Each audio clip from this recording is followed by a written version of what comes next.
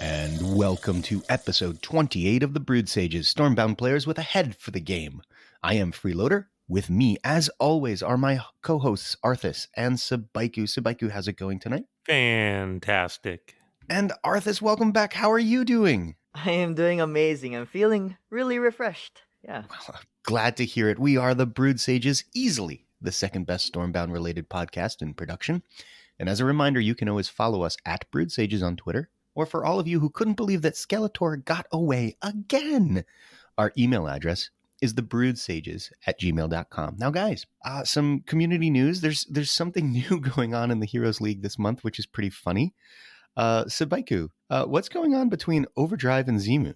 Overdrive and Zemu have an agreement to concede as low as they can, all the way down to 0 crowns, and then race back up as high as they can after that. It's going to be hilarious to watch. They're on their way down now. Hopefully they get there soon. Apparently getting down to 0 takes a lot longer than I thought it would. Based on my win rate, I thought I'd be there right now too. Yeah, Arthas, it's kind of funny how many people are fighting and for every last scrap of crown points, and here these two are, and they can't give them away fast enough. Yeah, it's funny that people are really trying their best to find other ways to enjoy this. Which props to them. Because yeah, it's been a bit difficult. That definitely was a big change. But yeah, I mean, I do like this. I do like this. It's very, very creative. Yeah, the Heroes League is starting to bifurcate a little bit. There's definitely a different feel when you queue into somebody who's in the top 100 or certainly the top 50 or top 10. The quality of the decks they're playing, the seriousness of the deck lists and stuff like that are very, very notable. But when you start queuing into people who are, maybe above 100, certainly above 200 in their rank, you're starting to see a lot of fun and different ideas and stuff. And so it's becoming a much more diverse meta than it has been, which is a fantastic segue into our main topic of the week, guys, which is I wanna know the frequency of what will be facing me. I don't wanna waste my time. Want a deck that's in its prime. You will never have to guess. Our report is pure BS. BS Meta Report. The BS Meta Report.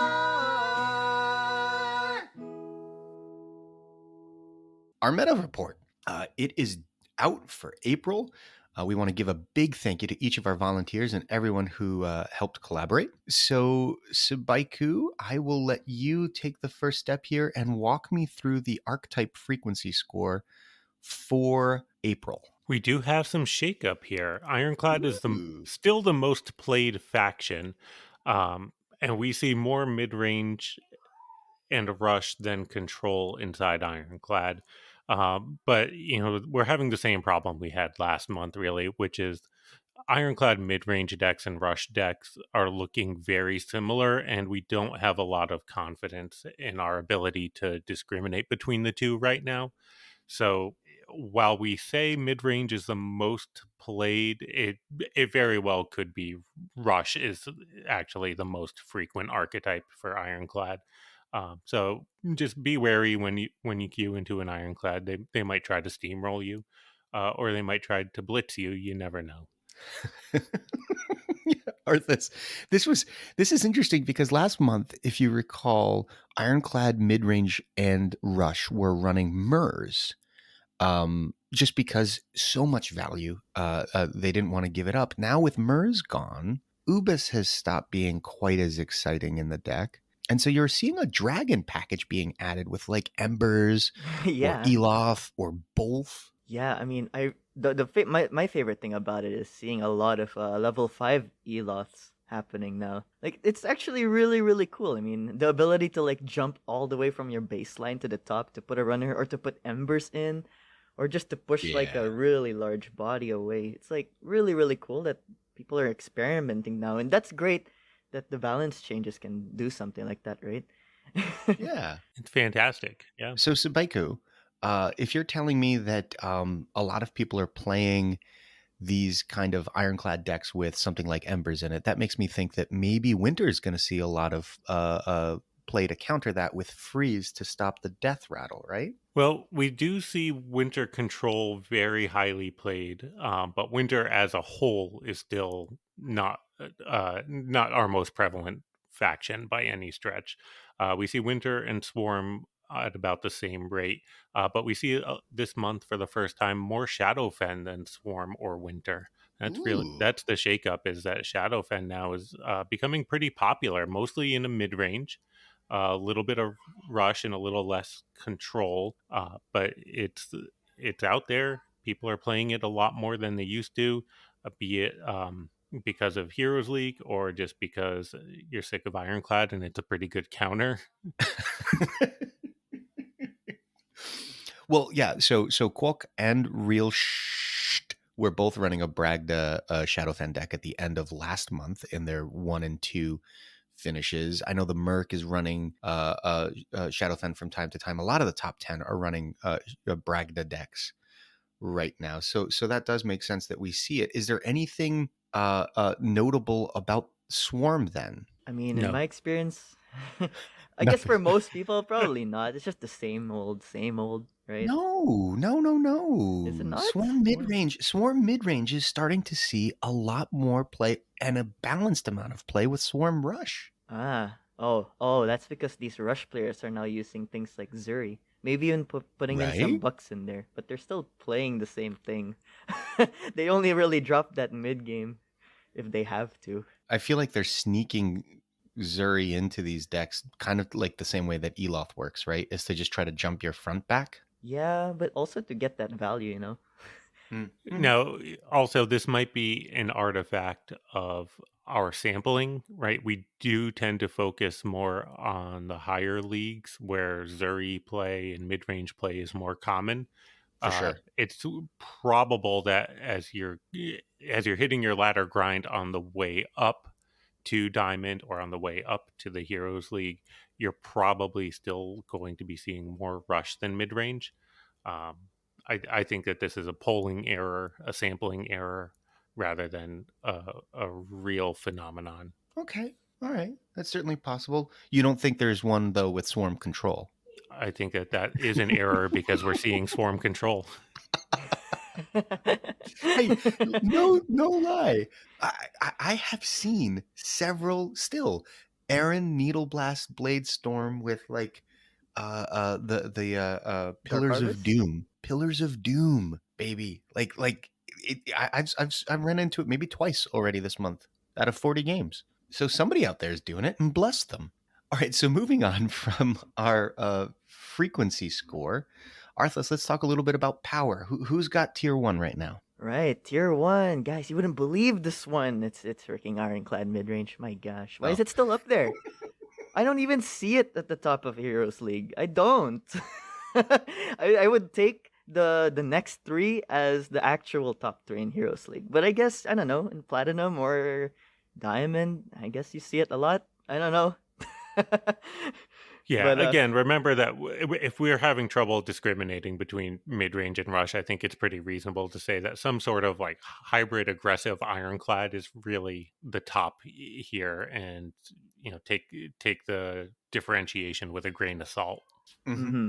But let's move over to the other archetypes. We got second place, Winter Pact Control, always up there, and Shadowfen Midrange being the third. Not surprising with all the Bragda talk and experimentation up here. And we actually have 4 tier 3 decks right now, and that's Ironclad Rush being the 4th one. Pretty interesting. Tier 1 decks, yeah, that's true. Tier 1, sorry. Yeah. So Sabaiku, Arthas brings up a good point here. The Bragda Shadowfen decks were responsible for the top finishes last month. At the top of the Heroes League leaderboard, we see a lot of Bragda Shadowfen. This reminds me of, there used to be discrepancies for those of you who played in Hearthstone. There were 2 meta reports, and there's probably more than that now. One came out by Tempo Storm and was created by polling of professional level players, and the other one came out from a group called Vicious Syndicate, and theirs was purely data driven based on actual win rates recorded in matches. And there would sometimes be discrepancies where the Vicious Syndicate would say, look, Ironclad Midrange has the best overall win rate. It doesn't matter what league you're playing in, it just wins more than anything else. And Tempo Storm would say, well, that might be true, but only because you don't know how to play this other deck better. This other deck is actually capable of producing higher results if you have the skill to do it.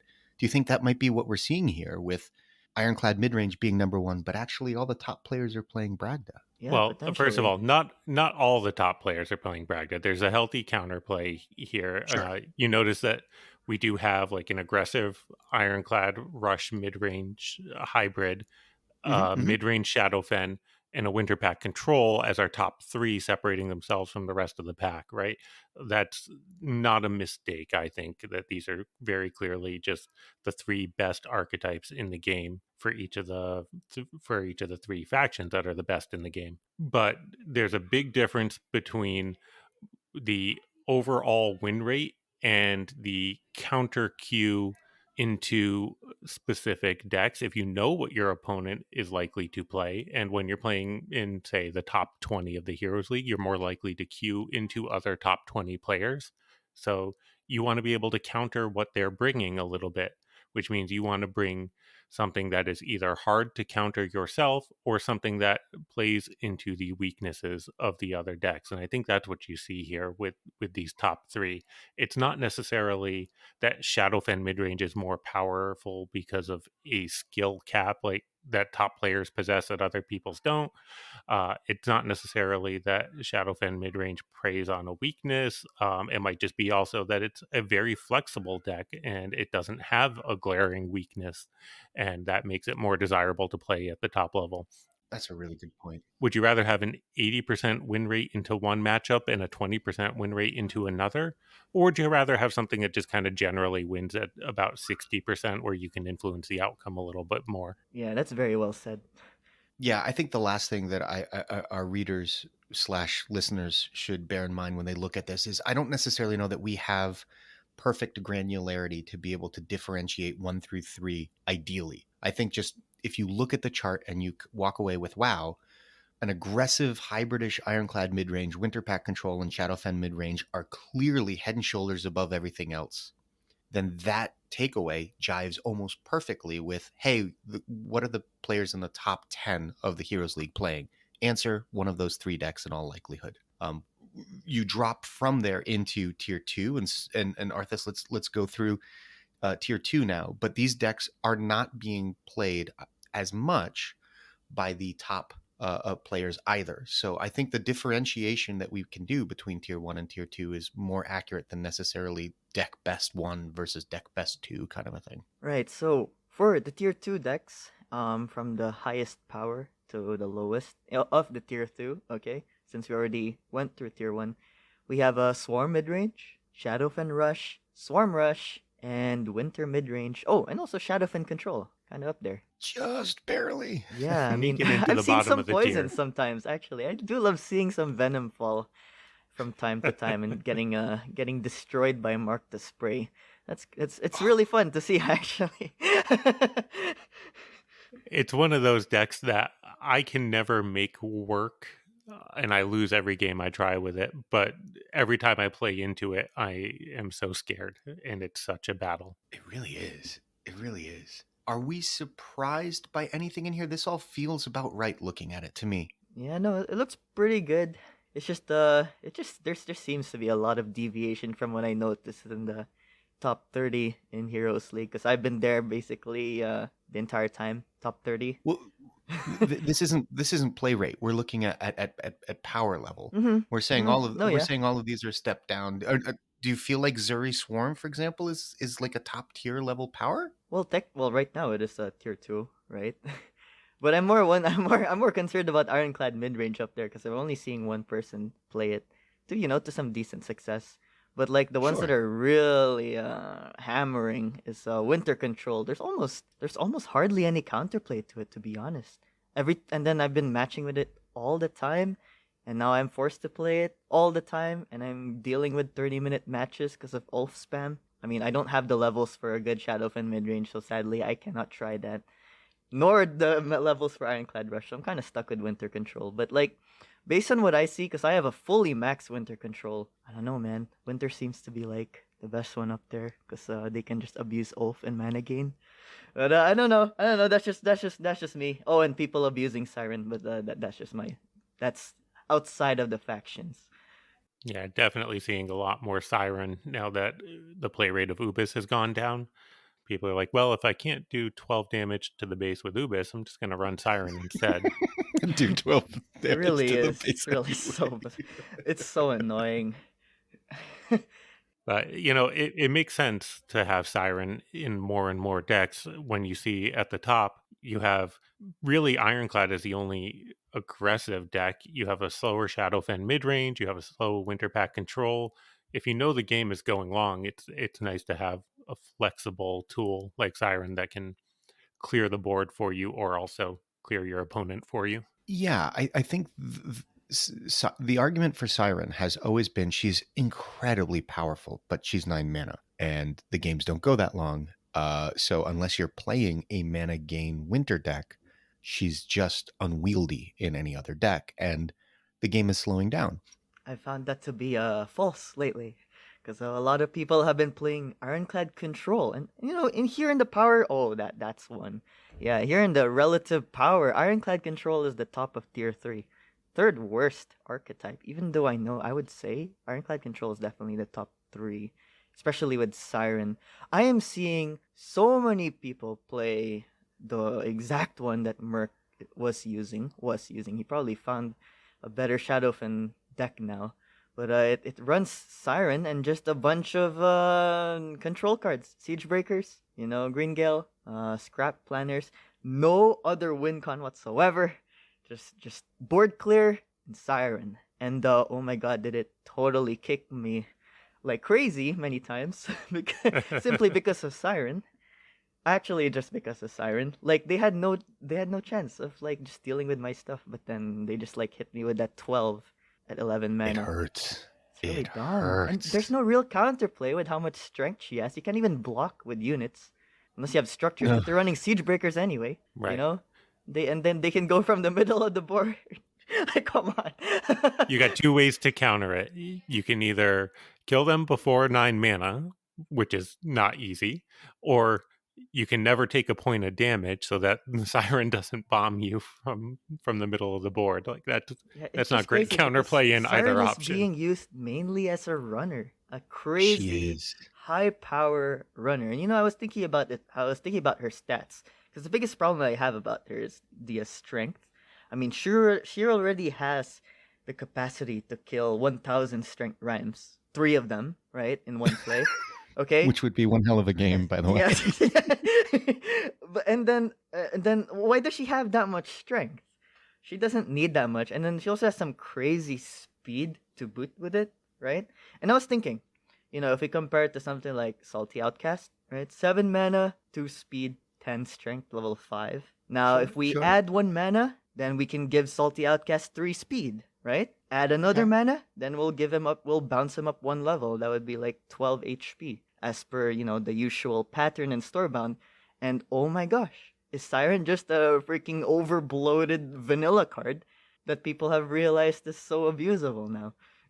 Well, I mean, she is a legend versus a common, right? So legends should be able to do a little bit more. I totally agree that we're seeing tons of play, and she is incredibly valuable as a runner, not only because of her 3 speed, but because playing defense, even with a giant unit, doesn't really work, right? Yeah. You can't put something in the way and just say, well, I'll stop runners this way, because with 3 movement, she can even take a left turn and go back into base, kind of a thing. So I agree that she is super powerful. I don't know, because I'm seeing her being played right now in basically everything in the Heroes League.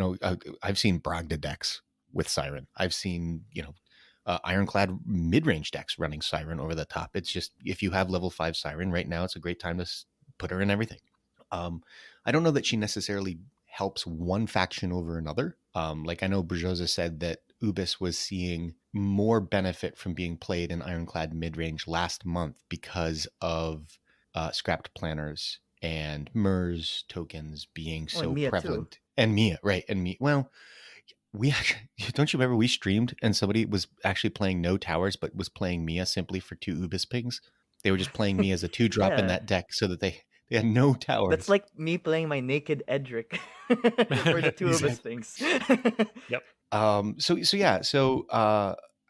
mean, it's too early to say that she's problematic. I think if the games are going that long, it does mean that one of Sheepyard's stated goals of trying to make the games long enough that all cards at all mana costs are effectively potentially playable is working. Because if I see Siren in a Shadowfen deck, then I know the games are going long enough to justify playing her. Yeah, that's a very good point, and I agree with that. I just hate seeing it all the time, and every time if you see something all the time, it's never a good thing. Sure. All right. Quick shout out then to our tier 3 decks: Winter Pack, Rush, Swarm Control. We hardly ever knew ye. And Ironclad Control is in there, but it's a huge jump up. It really, I think, it should be kind of considered in the tier 2 decks with basically everything else. We'll wrap that up for now because I'm very excited about this, Sabaiku. We have our new BS Power Index that we are bringing out this month for the first time. Can you walk us through this? Yeah, this is something that we talked about last month that Arthas proposed, I believe, if I'm remembering that correctly. And Heck yeah. we finally got it implemented into this month's meta report. And all that this does is create a scatter plot with our strength score on one side and our frequency score on the other side, and draws a line up the middle. And you can see pretty much everything falls along the line with some variation from it. So if you see a point that is higher on the strength score above the line, then that suggests that it's not being played as much as its power would indicate. And on the other side, if you see a point below the line, that suggests that it's being played more than is appropriate for its power level. The example that I'll use here is the one we've gone back to over and over again. Swarm Rush comes in at a relatively high frequency, but the power level, the strength isn't there to support it. So we think it should be played less for how strong it is. And then on the other hand, you have something like our Ironclad Rush, which is high above the line, meaning that it's stronger than we think it's being played. Now, again, that's kind of because the mid range and rush there for Ironclad has a lot of gray area there. Another good example is Freeloader's favorite, the Shadowfen Control, well above the line in terms of strength, meaning it's actually pretty strong. It's just that it's not played. It's one of the bottom 3 most frequently played archetypes. Yeah, I've been trying to play some sort of Shadowfen Control this month, and the biggest problem that it has is that it can control, but it has no win condition. So then when you start putting in a win condition like chip, you just stop playing it like a control deck and start playing it like a runner chip deck. I saw your deck. You have 3 chip cards in there. I do. I've got lots of AoE, but I'm not using it. Like I'm just going aggressive and playing like a rush deck, and then once I get cleared, I play it like a chip deck, and you build it like a control deck. And if anyone played against me, I don't think that they would classify me as a control deck after they were done. It was my intent of creating one, but the best way to play a control deck is to control the face in Shadowfen. And so that's what I do. But this is very cool. Being able to see this line gives you an idea of kind of what's being overplayed, what's being underplayed, and maybe what things to try to avoid playing, based on either, not wanting to run into a lot of mirror matches, or, there might be a reason, like in Shadowfen Control's case, there might be a reason why, yeah, it's strong, but it's not seeing a ton of play because, well, it's really hard to put together a deck that actually works right for it right now. It's not in the best place in the world. With that, let's move on and just sort of, what are our final thoughts on the meta? How do we feel it is in comparison to, say, last month? And I'll start with Arthas. I gotta say, I'm really proud that the tiny adjustments to Ubass and Mirz actually, provided some significant results. I'm seeing it at a very healthy rate and at a very healthy power level too. I mean, the Ubass one actually was a big change. Like, wow, I take back what I said. I'm seeing significantly less pings with them, and then Mirz. I know, especially when you're fighting the same people, when I know they have Mirz in their decks, like I find times where they can't even play it anymore. Same with me when I play Mirz. There are times when I can't play anymore just because of the no movement. It's nice, but people are still playing it, and that's the best part about it. They did not get gutted down to something unplayable. They still have their spot in the meta, and I'm just really happy for that. Yeah, we were very skeptical of those changes when they were announced, but we do have to give Sheepyard credit there.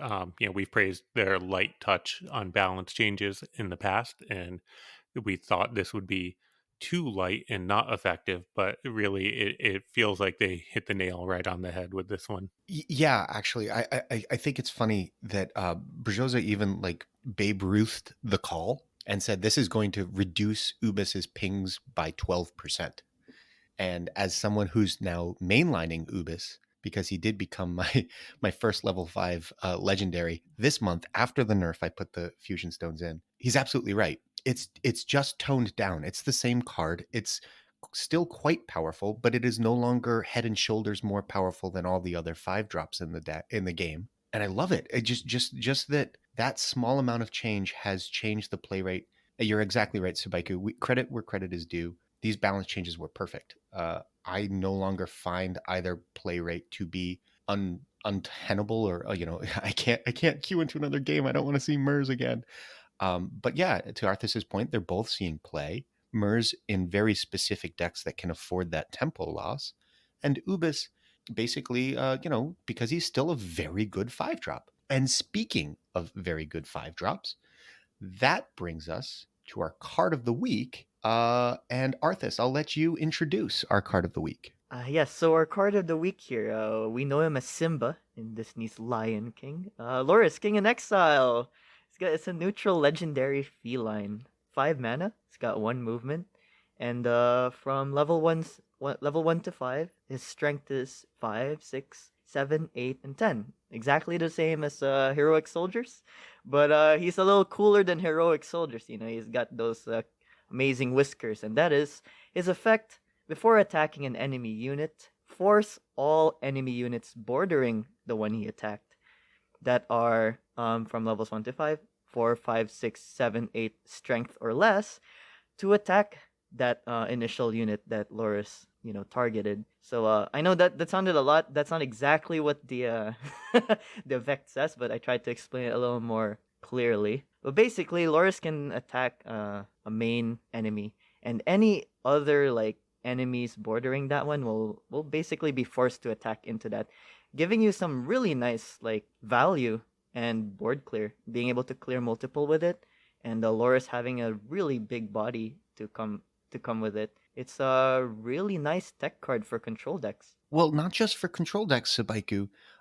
This is one of the first times we're bringing in a card that is actually having an emergence in the meta, right? This card is becoming sort of the favorite replacement for Ubass in mid-range decks as well, right? Mm-hmm. Yes, when you're playing these mid-range decks and you're fighting for control in the middle of the board in the early game, Loris can really, if you can set up your positioning so that Loris can really just clear your opponent, send them back to their baseline, and let you own the middle of the board for the next couple of turns and set up your attack. It's something that is really, like you said, seeing a lot more play now, and definitely rewards the players who have a lot of skill in setting it up. Mm-hmm. Yeah, I use him a lot in my mid-range decks lately because I've really seen his power even more, especially as people were using him against me.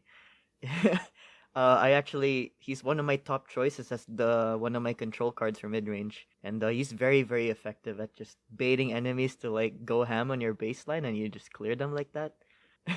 It's really, really nice. It punishes Ubass play too, right? Because with Ubass, you're always putting a 10 strength next to something weaker or multiple something weaker, right? And Oh yeah. right, so now you can attack, say, a 4 strength that's next to Ubis. Ubis hits it. Now you're clearing multiple bodies. You're spending less mana than your opponent, and taking the board back. Like it really works out well. Yeah, in fact, so I've been playing Ubis and seeing the increase in Loris play. And at first, I tried experimenting where I would put my Loris, my Ubis, and the other units diagonal from each other, so that they weren't bordering but just surrounding. And that forces you to play units back on like row 3. And it turns out that the tempo loss of just playing those units so much further back to play around Loris was so bad that I've now decided that it's better to simply play Ubis as optimally as possible and just hope they don't have Loris. Same with Zuri players. I love using it against Zuri. Oh gosh, this is so It's so good. mean. It's so mean. Yeah, if you're wondering why Swarm midrange can't crack into tier 1, this isn't helping that at all. It's important to note this is a legendary. I think it might be the first legendary that we have talked about in Card of the Week.